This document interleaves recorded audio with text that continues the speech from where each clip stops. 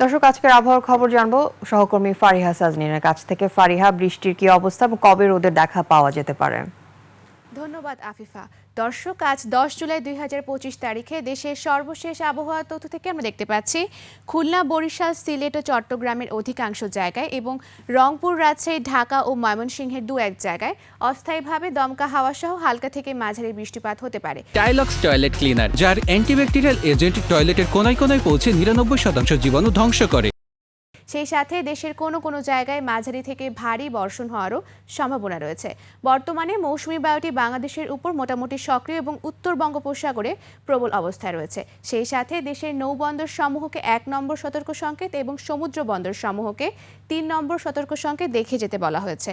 বর্তমানে বিশেষ কিছু অঞ্চলের তাপমাত্রা যদি আমরা দেখে থাকি তাহলে সিলেটে 26 ডিগ্রি সেলসিয়াস, ঢাকা ও বরিশালে 28 ডিগ্রি সেলসিয়াস এবং খুলনায় 27 ডিগ্রি সেলসিয়াস রয়েছে।